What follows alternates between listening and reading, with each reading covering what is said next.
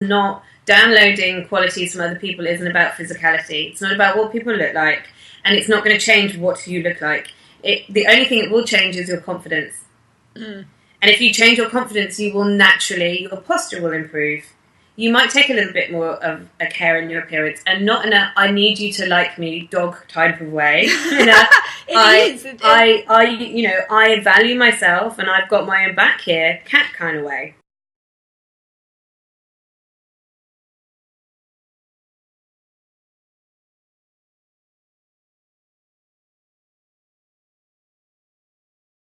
Welcome to Two Women, Wine and a Dollop of Truth, the hilarious and insightful podcast that gets real with you about love, health, life, and celebrates what it really means to be a woman in today's society. Your hosts, Emily Chadbourne, relationship expert and creator of the Forever Love Formula, and Kelly Bowen, world champion athlete and creator of the Exceptional Living Model. Have a glass of wine or two and share what's really working. Hello, it's Emily Chadbourne from That Crazy Thing Called Love, and welcome to episode 2. Woo! Ridiculously exciting. What are you drinking today, Kel? Today, this one I purely chose because it had 2 gold awards on it. For those that you can see, there's my little awards. For those that you are listening, it is Kono Wine of New Zealand, from the Marlborough region, Sauv Blanc. I always love New Zealand wines and a big Sauv Blanc drinker, so nice. Woo! And I'm still on my tea. I still have my British teacup for those of you who are watching. And for those of you who are listening, I am honouring my body and taking a little break from booze at the moment. So despite the name of this podcast, I will not be partaking in drinking any alcohol. But I am being as British as I possibly can be and drinking some proper, hardcore Tetley English tea. I love it. So true. You don't get more British than that, my friend. So true to your roots, and just so true to really honouring who you are, where you're at, and what's best for your body right now. And I think that the overarching, yes, it's fun that we get together, have a glass of wine, and kind of wonder what's going to fly out of our mouth in that moment of truth where the brain filter can't get in front of it. But I don't need wine for that, though. That's the brilliant thing. I have never had filter, and sometimes I think I've got more filter with a glass of wine inside me. That's worryingly. All right, let's get on with it, because we left off last episode talking about archetypes, and we spoke to the viewers about a great strategy that we both use with our clients, and I know I use it every day, which is in order to develop an archetype, so in order to draw out a certain characteristic in yourself and to develop it so that you can use that character depending on the environment that you're in, we suggested that the viewers and listeners went out and really started just looking at people who personified a certain attribute that they wanted to develop in themselves. And something really interesting happened to me yesterday, and so I'm just going to take a couple of seconds to talk about it now because it links in beautifully with what we were talking about last week. Yeah. I'd actually tasked one of my clients to go and do this very task that we had given on the back of episode 1, which was, go and find someone. I think I chose Marilyn Monroe and you chose Delta Goodrem. Yes. Go and have a look, hang out with this person, watch their YouTube clips, listen to their music videos, whatever it might be, read their biographies. And a client came to me yesterday and she said, I did what you asked me to do, and I went off and I found the people that, I thought were great role models for certain attributes that I wanted to develop in myself. And I was like, awesome, yeah, brilliant. Yeah. How'd it go? She turned around and she went, all I did was get really depressed because I'm not as thin as they are. Oh, bless her little heart.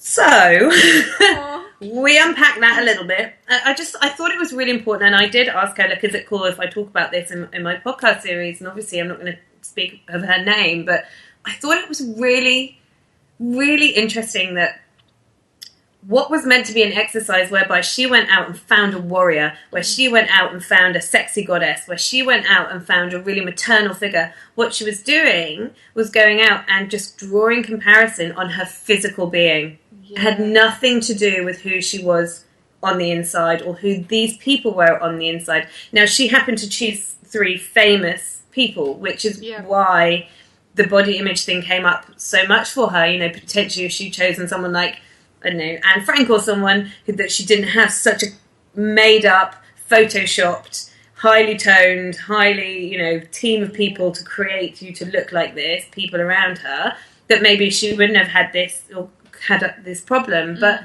the fact is, that is what celebrities in today's day and age look like.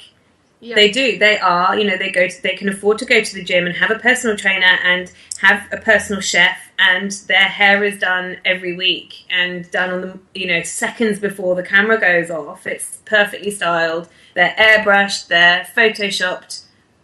These aren't so the people are great, but what's going on with the image? Yeah, like because if we draw that comparison, we're all fucked. Yeah, it's true. But like when you look at these people, like they've got a whole team of people behind them. So these people literally all they have to do is just show up and let the best of themselves come out. They don't have to worry about the kids. They don't have to worry about their job responsibilities. They don't have to worry about any other things other than life. It's all taken care of by this incredible team of people behind them. They can just show up, look their best, do their best. Yeah, so, and that's not to say these people don't have problems. No, they're just different problems. They're different. We're all, and I think too, like I really like the saying that the more we grow, the more we evolve. It's not that we stop having problems; we just start having better quality problems. Yeah. So those things are still all there, but when we're looking at these people, we need to remember what we're really comparing ourselves to. And I think it was you made a beautiful comment last episode. We compare the worst of ourselves to the best of others, and I think it's really important that when we're looking at these sorts of things, we're very clear about what we're wanting to take on board. Not the I'm not that, but what about this character? What about this particular quality am I really liking, or that I'm finding myself really drawn to, and how do I cultivate that within myself? Not I'm not that, but it's what is it about this that I'm finding so enticing, and how do I create more of it within me? Yeah. And what is it about how this person makes me feel? And I think that's really important. We were having a really quick chat about this earlier on today, weren't we? Which was, people don't remember what, of course people know what you look like, but people aren't going to remember you for that. Sure, there are great beauties of our time, and there are, handsome silver foxes of, the movie theatre. Of course there are. But people will always remember how you made them feel. And those are the qualities that we're talking about when we're talking about archetypes. We're not saying, go and model yourself on Marilyn Monroe, go and get yourself a boob job, and go and, go and get bleached, blonde, permed hair. That's not at all what we're saying. What quality is it inside her? What is the quality that you want to draw out and in yourself, so that you can make people feel a certain way when they're in your presence, or so that you can handle a certain situation with a grace that potentially right now you don't have instantly at your fingers. Yeah. It's not to say that it's not inside you, it's about drawing it out. So it's about putting yourself into a situation and being like, all right, what would Marilyn Monroe do in this situation? Would she kick and scream and spit? Probably not. No. All right, so how do I approach this with more grace? The grace of Marilyn Monroe, or the grace of Audrey Hepburn. She's my grace lady. So I just found it so fascinating that this client came back to me yesterday and was like, it just made me more depressed because I am not physically like Taylor Swift. Yeah. And I think that's worth us having a chat about today. Yeah, 100%. Like after we spoke about this, it's funny, every time that I have a conversation with a client, or every time you and I have a conversation about something where we're asking people to do something, I naturally find myself doing it anyway. And I find it, like if I'm going to ask someone to do something, I have to I either have to have done it first, or at least be willing to do it myself, or go on the exploration journey as well. Otherwise, it's like I'm not being true to my word. There's no integrity behind it. And, we spoke about in the last episode, my inverted commas girl crush Delta Goodrum, and what it was about her that I was finding really attractive. So I was like, you know what? We've just asked everybody on the podcast to really go and explore, what it means to be really self-expressing themselves, and how to bring out these different parts of themselves so they can be more expressed. And I was like, you know what? I'm going to explore this a little bit more. Like, what is it specifically about Delta Goodrum that I'm finding myself so drawn to right now, and why? And there was a couple of things and I was looking at her from how she was last season of The Voice compared to this season. I know last season that her and Jessie J kind of got, there was a lot of I guess I'd call it catfighting between the two of them over Friction. There we go. Let's call it friction. There's a bit of friction between them. Yet how she showed up this season was really, really different. I was like, what's the difference, and what are the qualities that I'm being drawn to? And I kept finding myself getting distracted in her beauty, because she's a very beautiful person. And I didn't find any of the comparison, because I'm no Delta Goodrum, but I didn't find myself doing any of the comparison, but I found myself getting distracted in the beauty of her in terms of what I was trying to pull out about the character that I really liked. And after unashamedly admitting to the fact that I did several hours of study on this to try and pinpoint the one thing. And this too, guys, I truly when you're looking at an archetype that you're wanting to download, I spend some time on it. Don't just do a 1 hour, one and done. Research the character, get to know the person, because if you're going to invest time in downloading a person's quality, you want to know you're downloading the right one. Because can we just explain to the listeners what downloading means? Because yes, please. A lot of people are probably going to think that you're actually talking downloading a season of Lost or something. Lost, yeah. That's not what we mean. Quality lost, please download. Done. Yeah. Like the Matrix. Yeah. Yeah, so when we're talking about downloading, what we're talking about is, I guess it is a bit like downloading something from on your computer or whatever. It is quite literally, what is the program that you are using? What are the qualities that you have inside you? What is the story, the narrative, the essence of who this person is, and what is it? How do I then bring that into me? And the only way that we can do that is by downloading. And downloading quite literally means investing a lot of time, well, not a lot of time, but investing time in studying. Yeah. And then mimicking. Yeah. So it's not about changing who you are. It's not about, I'm going to pretend to be Marilyn Monroe today, la la la la la, because that's just acting. There's a difference. Downloading is there is a certain quality which, and again, we go back to what we talked about last week, which was diffuse awareness, which is this particular quality I can use more of in this specific context. Yeah.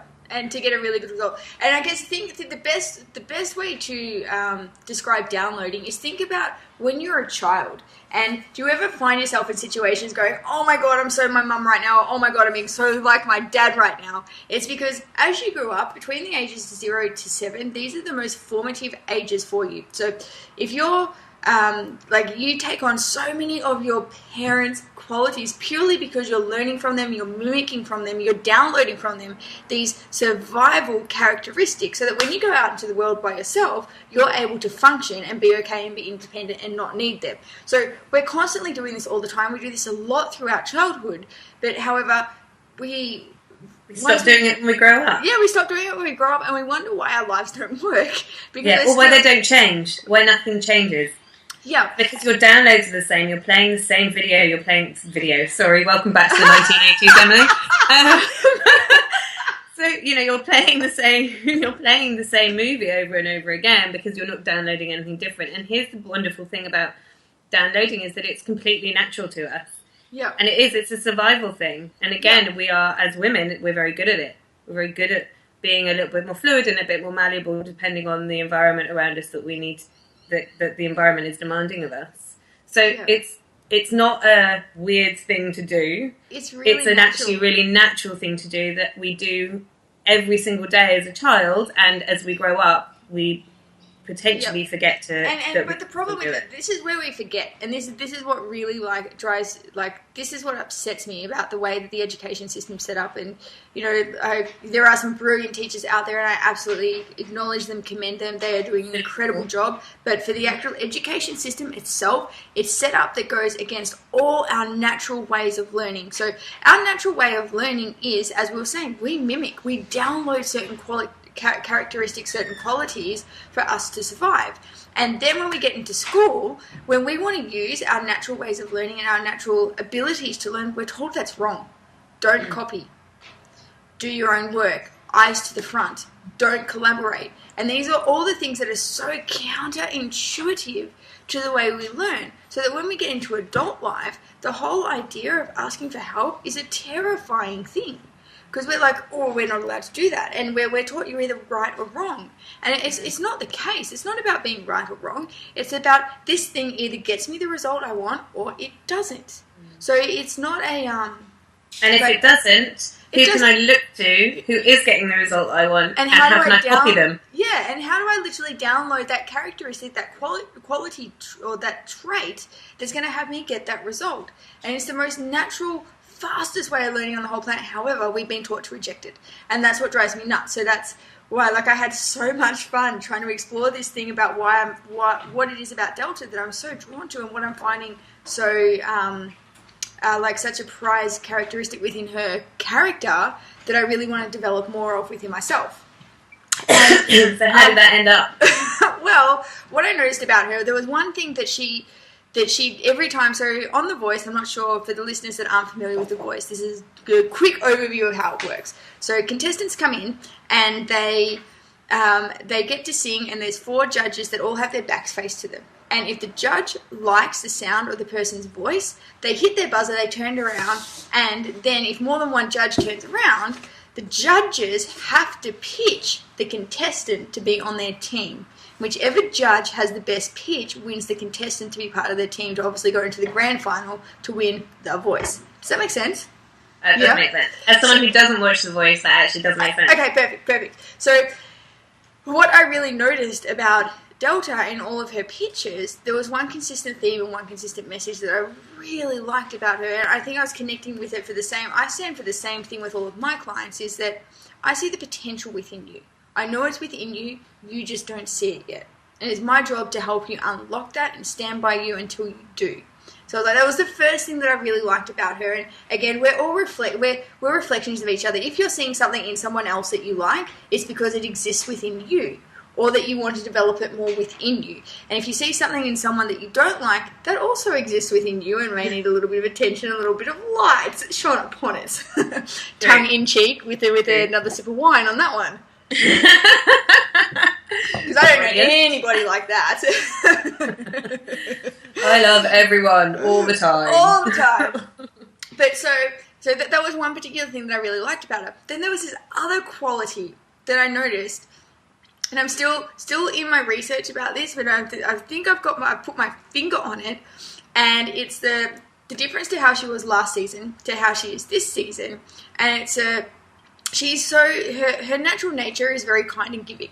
She's the gentle coach, the feminine coach. Yet this season, there was something different about her. There was something that, more than obviously her aesthetics, you have to look past the aesthetics and look at the quality of the character. And there was something about the character that really drew you in. And I'm like, what is it about that she's really creative? Like, she's very much on her terms. As a character, quite self-expressed, but this particular quality, everything was about on her terms, and she was doing so well at pretty much winning all the pitches for the contestants. And I was like, what is it about you that's making you so attractive in this moment when you take away physicality, when you actually listen to what's being said? And it's the fact that she can draw people in. And I know, and they went to this one segment, and Jessie J was saying, oh, there's something different about Delta this year. It's a bit like she's a cat. You know, you don't know whether she's going to come sit on your lap or that she's going to swipe at you, but there's just something different that kind of pulls you in. And it was funny enough because she was actually in the musical Cats, and she was saying that when she was learning the musical Cats, they made you become cats. Because if you're going to a musical about cats, you have to become it. So they would be crawling around on the ground, downloading what it's like to be a cat. And if anybody knows anything about cats, they're creatures that they demand of their environment what they want, and they pull you in, and they, no matter, even if like when they're in their most loving moment, they swipe at you, you can't help but go back there. Like, there's just something about that character that pulls you in. They've got balls. They do. Like, even your cat, Em, that's not actually your cat, Buddy. Like, not my cat. No. My next door's cat, but just decides that every now and then he's going to move in with me, and because they're out all day and I work from home, so he comes and he hangs out here in the day. He doesn't need me. No. But when he asks to sit up on my lap, absolutely, of course he can. Yeah. In a heartbeat, in a second. There is something about that independence. There's something which says, hey, I want to hang out with you. I don't need you for my survival. I don't need you for my existence. I don't need you to validate me. But I'm here right now and I want to hang out with you for a bit. That is such a beautiful, attractive quality. Yeah, and as opposed to a dog who just follows you around the house with his tongue hanging out. And that's not to say I don't love dogs, because I do. No. Lover of the dog, please don't misunderstand me. Lover of all animals and all living things, mostly. Yeah. But, you know, a dog follows you around and you can mistreat a dog and it will still follow you around and love you. Yeah, and even things like when you're at home with a dog and you go out and you come back at the end of the day, the dog stresses. Like, the dog freaks out about the whole thing. The cat, however, the cat's like, oh, you're not home. Like, Buddy, for example, his parents aren't home. So what's he do? Comes over and hangs out. Find someone else to hang out with. He's all right. And they don't care.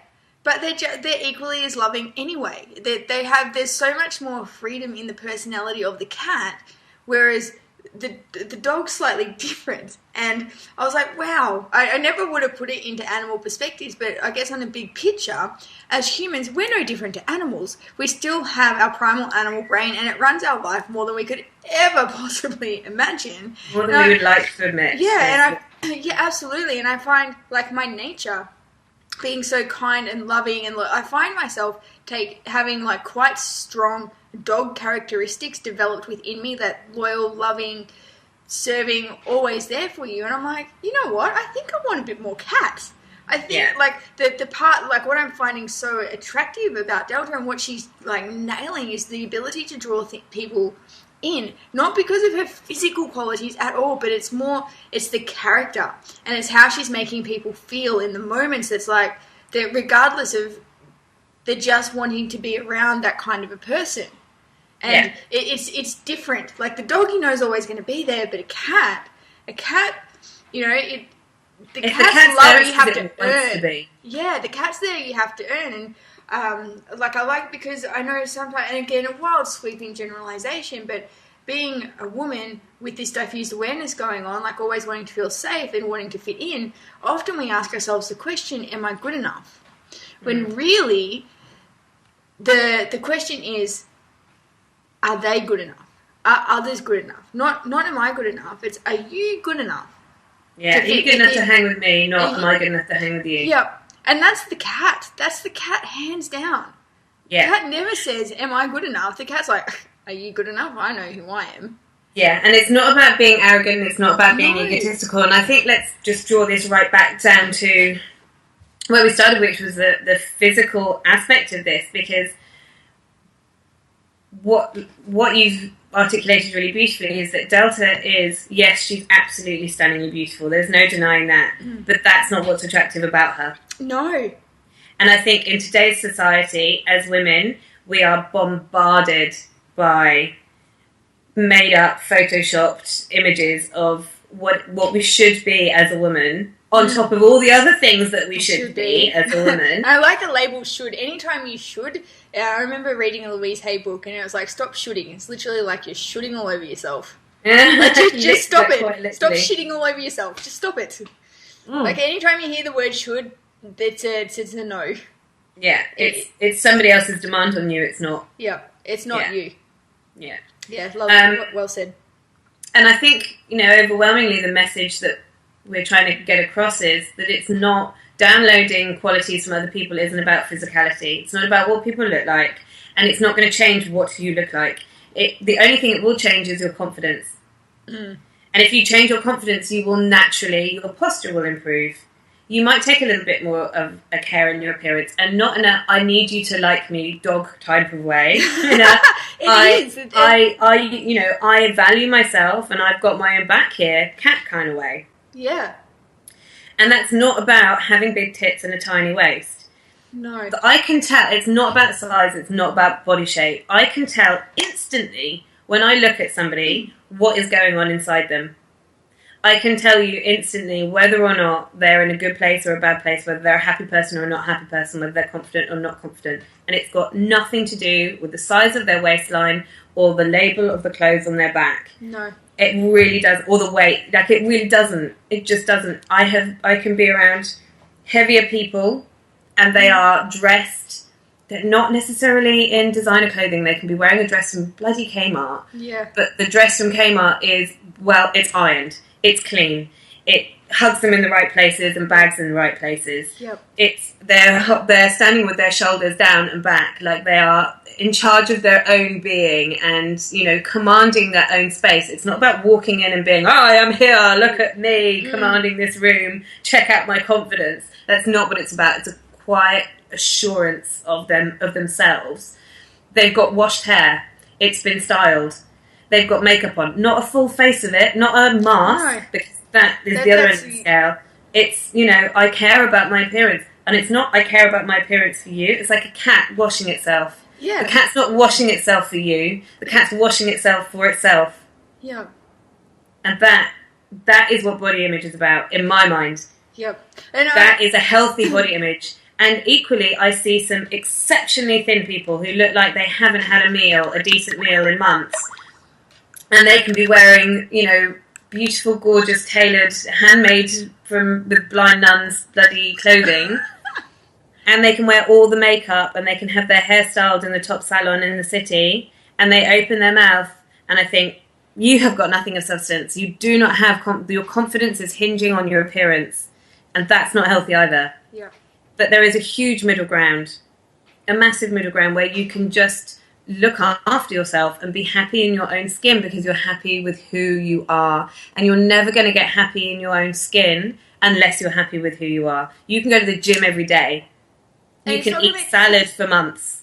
But it's never going to make a difference. It's not going to change. And you can drop 20 kilos. It's not going to make a difference if you're not happy with the person that you are. Yeah. And you'd be surprised. Like, I so love that you touch on that, particularly like when you're starting to talk about the physicalities of body issues, because that's the stuff that I deal with a lot. And I know that anytime a woman says to me, I want to achieve my ideal body, and my first question is, so what will it mean to you when you do? What will it make available to you that you're not doing now that you will be able to do then? And it's never about the body. It's never about the body. It's everything that they've made the body mean. And ultimately, when it boils down to it, it's I'm not good enough. Yeah. I'm not good enough to have X, Y, Z because my external vessel isn't what the standard that's been programmed into me that I don't even know if I care about. So it's never that. It's always about cultivating this relationship with yourself. It's the moment that you start glowing from the inside, it resonates all over your outside. And like, I know some of the most stunning women, like, I mean, jaw-dropping, like, heel turn in the middle of the street, stunning. And the moment they've spoken, I'm like, wow, I don't know what quite happened then. And then I also know just some, like, everyday women. Like, everyday kids, you know, normal everyday life kind of stuff. That when they speak, my God, does my heart melt. And it's the substance within them because they know who they are. They've cultivated this relationship with themselves. They've spent time on themselves. They get it's not about what they look. It's about how they feel and how they portray that to the rest of the world and how that makes the rest of the world feel. And I think that's truly the definition of what attractive is, and I think that's where we need to move our benchmarks. And even when we're talking about health, again, when somebody says I want to achieve size XYZ because I've got blah blah blah and I want to impress Bill, Jenny and Bob, for example, at this next wedding, it's like, well, see, here's the problem with that. When we have such short-sighted, narrow goals, we're constantly chasing this thing. So we're constantly putting ourselves in this lack vibration that I'm not enough, I'm not good enough, I'm not enough, I'm not good enough. And, you know, that filters through to the rest of your life. That shows up in your relationships, that shows up in your finances, not just in the way that you experience your physical body. And the question is, you know, do you really want to starve yourself and do you really want to damage your body for the next 6 weeks to look a certain thing so you can prove a point that's really got nothing to do with that point to ultimately make yourself feel good enough because you don't feel good enough? What if we were to actually take all of that stuff out of it? And what if we were to say, you know what, the average lifespan of a human as opposed to an animal, don't know why human came out, but the average lifespan of a person, if you're a woman, is going to be to about 84, 86. As a man, these are the latest statistics that I looked at. It was on the council or something or other. Please, if it's longer, do correct me. You're most welcome to. But it's around about 84 for women, 80 for men. And this is how we're going to live. it's not the question, how do I want my body to look right now? It's what kind of body do I want to have at the end of the line?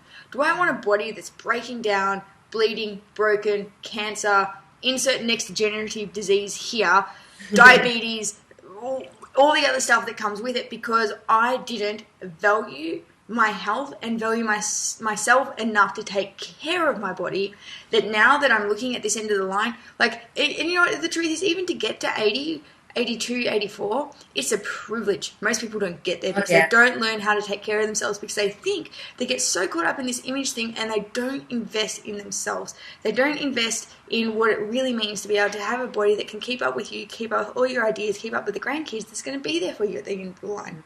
So true.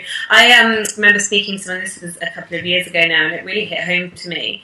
It was someone who I hadn't seen. I'd gone back to London for a holiday, someone I hadn't seen for a while. They walked into the pub. I was like, hi, and they had lost quite a lot of weight. And I said, my God, you look amazing. You know, you really do. Like, you've lost so much weight. What happened? Like, what, you know, thinking that there was going to be some diet behind it. Yeah. And she just turned around and she went, nothing really. I just started liking myself. And what she meant was... Simple. And she did. Obviously, her diet changed. But what she meant was that the moment that she started liking herself and valuing herself, she started nourishing herself. So instead of eating a Big Mac because it was quick and simple and it just filled a hole, she would go and buy a chicken breast and grill it and eat it with some vegetables. So it was about, I like myself enough to care for myself. Yeah. I like myself enough to nourish my body. Now, conversely to that, I actually saw a woman just the other day who I hadn't seen for a while, and she'd gone through a breakup. And she herself had lost a load of weight. And I was like, hi, how are you doing? You know, it was like, you comment on it, don't you lost weight? And she said, yeah, it's awful. She said, I just haven't been able to eat. Yeah. Because she's gone through this hike. And I found that really interesting, how you can lose weight because you value yourself, because you care about what you put into your body, because you learn to worship your own vessel. Yep. We've only got one of them. Yeah. And in this particular time space continuum, regardless as to what you believe what happens before or after this particular life, we've got one body. Yeah. Or, you know, on the flip of that, you can lose weight and people can still say, my God, you look really good, but it's because of pain.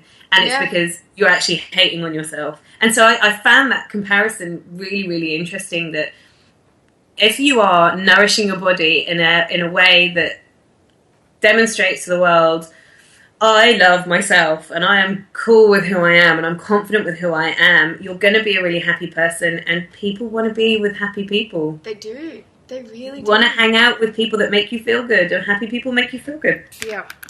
Yeah, 100%. I couldn't agree more. So I guess the next question is, you know, how do we start to do this? How do we start to cultivate this relationship with ourselves, where we start to love ourselves more, where we can move from this space of, am I good enough? Like will you love me, love me, love me, love me, to, you know, are you really good enough? Do you meet my standards? Are you worthy of my love? Mm-hmm. And there was one exercise that I gave one of my clients it was a couple of events ago, and the exercise, now it sounds really simple, and the fact is actually in context, it is simple and it is beautiful. All you need to do is make a commitment for 30 days, that for every day for 1 minute, you're going to look at yourself in the mirror, and you're going to make eye contact with yourself, and you're going to say, I love you. And it's 1 minute of I love you over and over again. Now, through this process, you might have the first few days where you're like, I'm not really getting anything out of this. Or you might be like, I can't look at myself today. And you're going to find over the course of 30 days, all sorts of stuff's going to come up. There could be tears, there could be laughter. The one thing that I do know, there is going to be the most intimate and deepest connection you could possibly ever imagine with yourself. And here's some of the cool things that this particular client of mine experienced, because she made the commitment to herself and saying, you know, I'm just going to give this mirror stuff a go.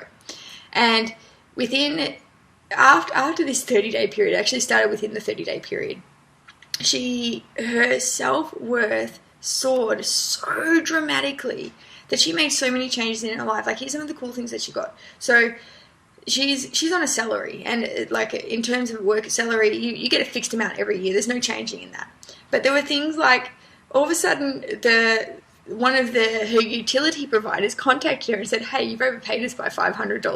Do you want us to put this against your bill credit, or would you like a refund? Like an anonymous phone call. Here's another $500 you didn't count you had, purely because she valued herself more. Also things like she won awards at work that were incentivized with money. He's like, how did this happen? You know, she got other random gifts in the mail of money.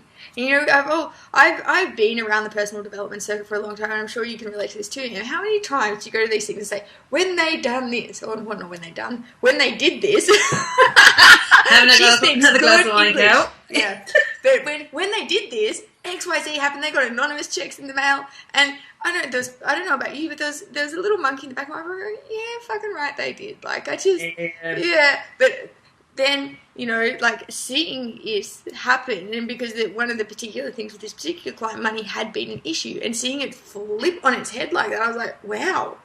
Like, I knew this was powerful, and I had some really cool stuff myself happen when I've done it in the past, but, like, that was awesome. Not just that, though, like, set completely different standards for herself in what she's wanting out of friends, what she's wanting out of intimate relationships, what she's wanting out of professional relationships, and really creating a shift in that paradigm where, you know, she's someone whose opinion now who's sought after and valued. Like, it was like what we were talking about earlier. It's the shift from the thing that we love about dogs is that they love me, and you know they're always there. They're consistent, they're loyal, they never falter. As opposed to cats, like, well, are you worthy? And cats, people seek cats out. People seek the love of a cat out because they know it's a challenge. And it was really like just watching her whole world transform around just an exercise that was so simple. Looking at yourself in a mirror every day for the next 30 days for 1 minute, saying, I love you. And just being present with yourself. And here's the thing about that exercise, and it is really simple, and yet simple isn't always easy. No. For some people, it's going to be a challenge to actually just look themselves straight in the eye. And for some people, that's not going to be such a challenge. But the beautiful thing about that exercise, and this is something you'll have heard me say this probably about 7,000 times by now, Carol, let's be honest. Repetition is the mother of all skill. Is that, you know, I definitely come from a place of, you know, I talk about relationships and I deal with the relationships between men and women on a day-to-day basis with my female clients, but I always say this, the most important relationship you're ever going to have is the relationship that you have with yourself. Yeah, and you're always teaching the world around you how you are to be treated yourself. 100%. So if you don't have boundaries, if you don't have a strong archetype inside you that can come out and say, actually, no, this is my benchmark, this is what I expect from my friends, this is what I expect from my partner, this is what I expect from my employer, you know, this is what I expect from myself. If you don't have those benchmarks, and if you're not solid with those benchmarks, the world will take advantage of you. The world doesn't take advantage of you because of the world.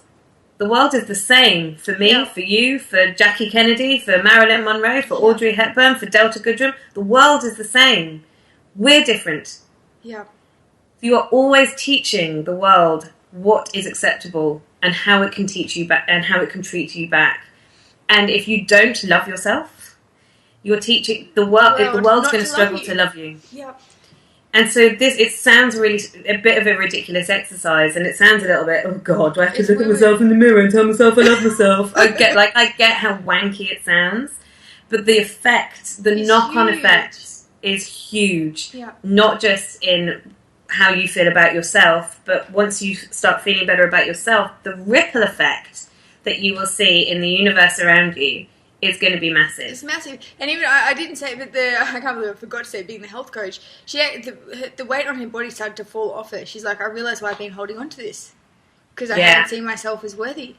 Yeah. So I think, you know, we don't have... like a couple of kilos just fell off in the process of that 30 days, not changing diet, not changing exercise, but purely connecting with herself and seeing that she was worthy. Yeah, and I think we haven't got time to go into this today, but potentially this is going to be something that we talk about further down the line for sure, which is, you know, dispelling a myth of, oh, all you need to do to lose weight is eat less food and exercise more.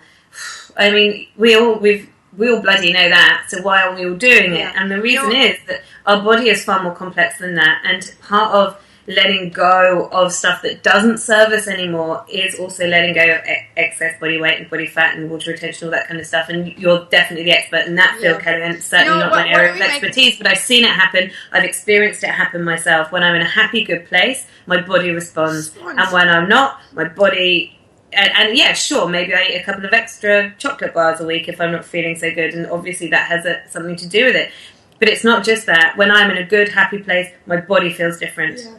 My body loses that extra couple of pounds that maybe are making my jeans tight. Sorry, that's a very English term, they're pounds, kilos. You know what? How about this? Like, how about for our next episode, we actually talk about what's going on a biochemical level so that we can start to understand our bodies a little bit better. So we've spoken a lot about how our emotions and our thoughts impact not just the way that we're feeling, but the way we express ourselves. How about the next episode we talk about how those emotions impact on our biochemistry and how it actually affects our body and the functionality of our body and our overall energy? I think that would be awesome, because that also spills into how we then feel about having sex with people, how we feel about how confident we are in approach to go at the bar, and I love what you're saying, because you can look stunning, but if your biochemistry is off, if your hormones are out, you can look sexy, but you don't feel sexy. The last thing that you want is to get naked and get in the sheets with someone. Yeah. Like, it's the last thing you want, because your biochemistry is off. But here's the thing, you can look in exactly the same way. Like, if I took a free shot of Delta Goodrem right now, there is no denying that woman has beauty. Oh, she's stunning. If I press play and she opened her mouth and a load of crap came out, you wouldn't think she was very pretty for very long. Yeah, all of a sudden and I say this to clients all the time. It's one of my issues with like Tinder and swiping. Is that, you're instantly making judgment on one photo, probably a selfie, that someone has taken and uploaded to Facebook with a filter on it, and you're making a snap judgment on that person. But I do say this to clients all the time. You've got to start giving people a bit more of a chance. How many times have you engaged in conversation with someone and you're like, you've got one head and a nose that isn't the most offensive thing in the world and both of your eyes and it looks like you've got all your teeth, tick, tick, tick. But I don't necessarily instantly look at you and be like, oh my God, I have to touch your body. Yeah, and I'm guilty of that too. I actually look now, I'm admitting to this shamelessly, having swiped on Tinder numerous times, countless times, but the thing that I look for now is I actually look for the kindness in someone's eyes and the heart behind someone's eyes, because, that can make a 6 out of 10 when you actually see them in person, a 10 out of 10.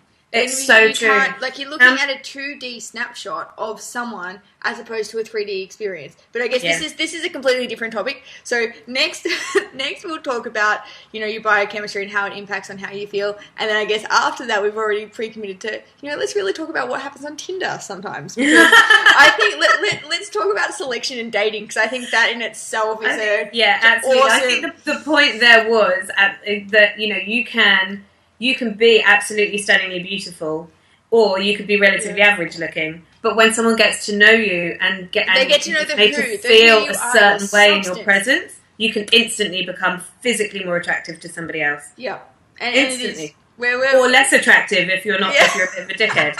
Like we've all chatted in conversation at a bar, haven't we, with a guy who's drop dead gorgeous, and then we're like, oh my God, you're a dickhead, and now I don't fancy you anymore. Yep. Never underestimate the importance of who you are. It's more important than anything else. Yeah, and the reverse situation where it's like, I really don't find you attractive. I'm starting to find you attractive. Yeah. I think that you're really hot. I can't control myself right now. And it's always based on the who. So I guess we could keep talking about this for hours on end. But we should probably I think that we've got some really cool stuff. Guys, give that exercise a go. Do the 1 minute a day for 30 days in the mirror. I'm going to take on the challenge myself. Done this a few times. I'm totally hand out. I'm going to take this on for the next 30 days. And I guess we can touch base on the next few episodes, just seeing how we're experiencing this and some of the cool stuff that's coming out of it. But really taking that on, so it's no longer the question of, am I good enough? It's, are you good enough to fit within my circle? Yeah. Less dog, more cat. Less dog, more cat. To be really frank about the whole thing, and and if you struggled with the exercise from last week with the archetypes, go in with this fresh attitude, which is it's got nothing to do with what I look like and everything to do with how I feel about myself and who I'm being. Here I'm being in the moment. And how can this particular person aid me with that? Yep. And if you've got questions, guys, please. So there's 3 things that we're going to ask from you all the time at the end of every episode. So 1, get over to our Facebook group. This is the beginning of a conversation we want to continue with you. So if there's anything that we've spoken about that doesn't really make sense, or you're like, what do you mean less dog, more cat?